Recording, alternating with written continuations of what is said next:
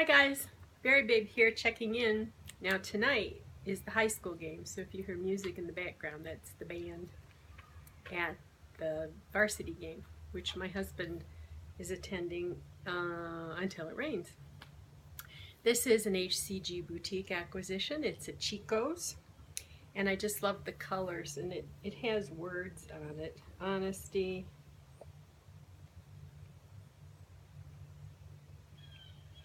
I don't even know what they say, harmony, but I just love the colors. I was up 0.1 or something today, but I'm not real concerned. I know I'm swollen, but I had 3 or 4 red blips, and my blood sugar was below 80, and I was 3.1 or 3.2 on the millimolars ketone blood scale. So I was heavy duty in ketosis this morning. Yes. I went out to lunch with the girls today, and I did have fish with breading, although I only ate 1 piece and put pepper on the other one. And I did eat about a cup of baked potato. And so when I put it into I had looked it up ahead of time, and I put it in my macros, and it was 40 net carbs. Ouch. So I haven't, that was at lunchtime, I haven't checked my ketones with my breath meter tonight to see whether I've knocked myself out. But tonight for dinner, my deal with myself was that I would have minimal carbs for the rest of the day. Excuse me, I was a little lightheaded, so I had some bone broth before I left. And then this evening I had 2 of the egg, 1 serving, 1 egg, 1 ounce cream cheese pancakes with 47 grams of crispy bacon. And so I did have butter, lots of Kerrygold butter on it, and I did get Cooking Keto with Christy recommended Sukrin, S-U-K-R-I-N, and they have a brown syrup that has 15 carbs in it, but 14 grams of fiber. Holy cow. So I chopped the pancake all up, and they're just really thin, and I just kind of put a little bit on that. And you know what? I enjoy that just as much as I ever have any pancakes that were big and fluffy that I made with Bisquick. So today at lunch I talked to the other Cheryl. She has been a friend for a long time. We knew each other working for social services. She was in a different department, and then we kind of crossed and crossed and crossed, and then eventually I ended up working for her. And then I had a Kumon Center, and she ended up coming to help me out, even though she didn't charge me. She saved a lot of money because I spent the big bucks getting the thing up and running and paying the rent and everything. She did come and work for me. And then there was something else we got in together, and she and I went to DC together. So she's just really probably my best friend. And she had intestinal bypass way back, like 70s, early 80s.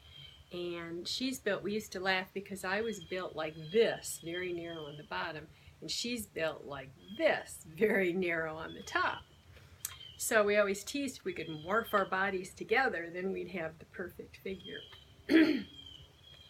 She is about 10 years older than I am, but her sister had gastric bypass and has had all kinds of plastic surgery, and is now doing keto. So Cheryl's been having foggy memory, and her dad had dementia in his late years, and so she's just nervous out of her mind. So she's real interested in keto. So the first thing we're going to do is get her a new phone. I've been after her for 2 years to get a smartphone so I can text her. But this way I'll be able to give her, she can watch all the videos that it's a good thing to watch for keto. So, you know, I don't know what else is going on with this keto, but they claim, you know, when you hear people talk, that it converts the fat to muscle. And my middle is going like this, and it's like, holy shit. So we're at lunch, and my friend, my one friend, is also about 10 years older, has always been the smallest one of the group. And she's the one that if she goes up 20 pounds, she just cuts down and she loses it. It's not necessarily easy for her, but she's never been overweight. She's never been voluptuous. And she's sitting there. She said, look, your leg is just as big as my leg. And I'm thinking, oh, like, oh, am I going to be the thinnest one in the group? How can you handle being the thinnest one in the group? And I said, well, you know, I'm even up 5 pounds. I said, yeah, I was down to 140. And she just looked at me. She said, is that safe? I said, well, if you go by 100 pounds for the first 5 feet, and then 5 pounds for every 5 pound, every inch after that, 5'8", 140 is right. Never mind that I've stretched, you know, all this head skin. I've almost had all the skin removed. So, but I still have, you know, I'll have more in my arms and more in my calves. And I've been trying to find a pair of tall, nice boot leg sweatpants. And I'm so narrow up here.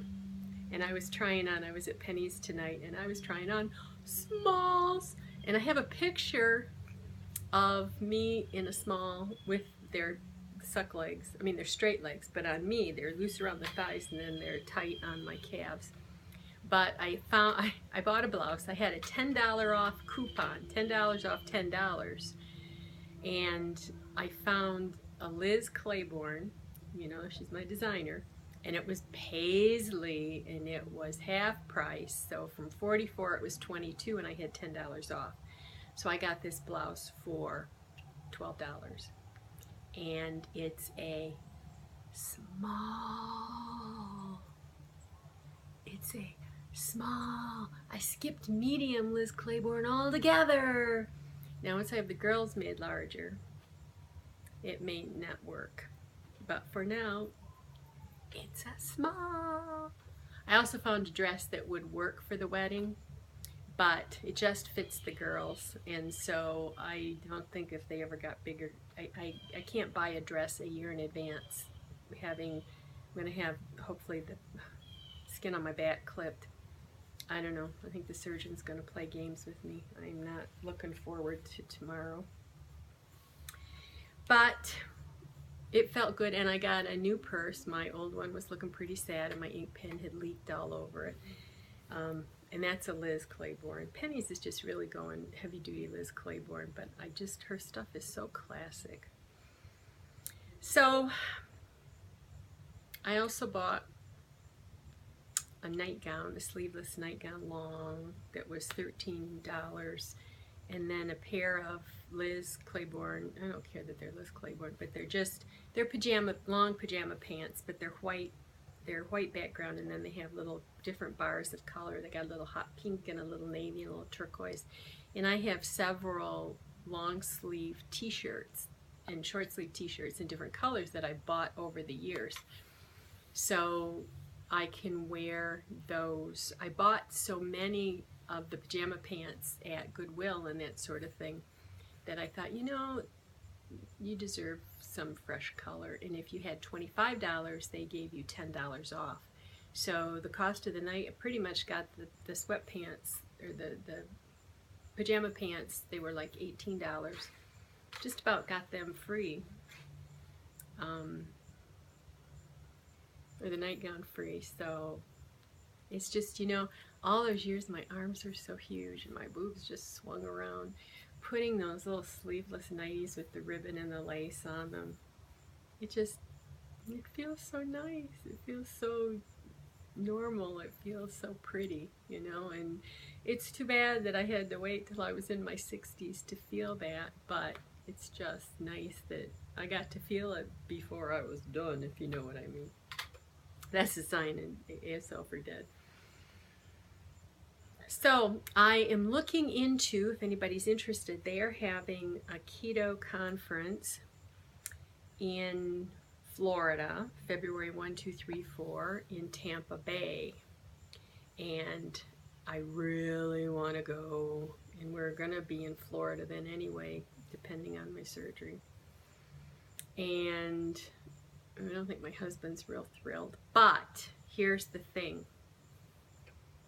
If I register before October 1st, it's $350 plus $20.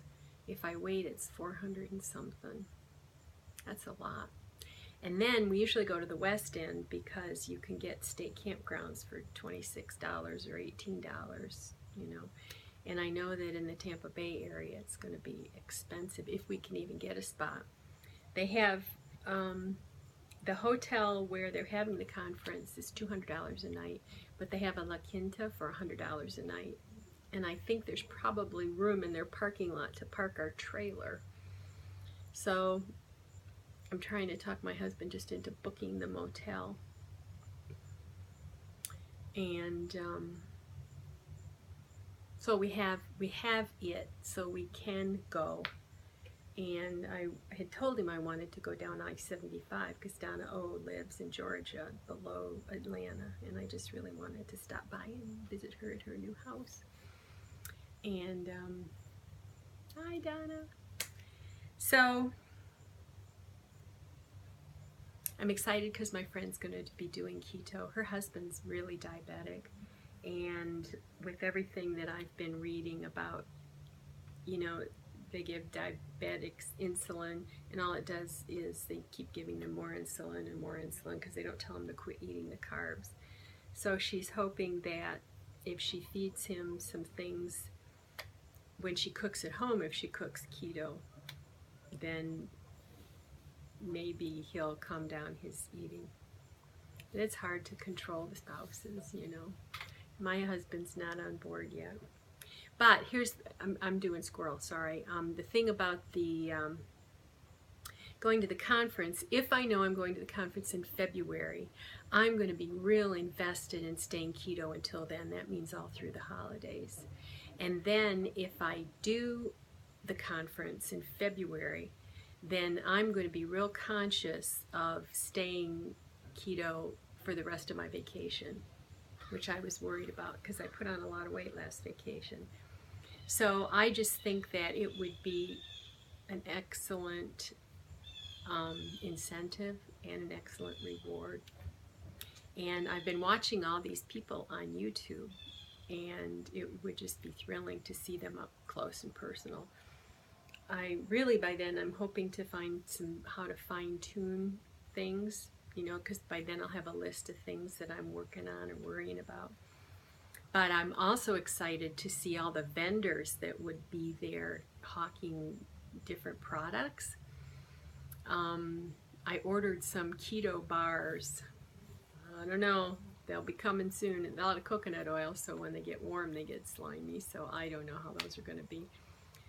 Quest is supposed to be coming out with a line of keto products, but they haven't, I've seen them, like different people refer to them, but there's nothing on their website yet about it. And when I tried to find information, I ended up signing up to get information about employment. I don't want to work for Quest. So, that's about it. I'm going to have to go, or I'm going to have to cut something off like I did yesterday, and I didn't like that. So, that is all for now. I'll try to put the pictures of me at the end. Bye.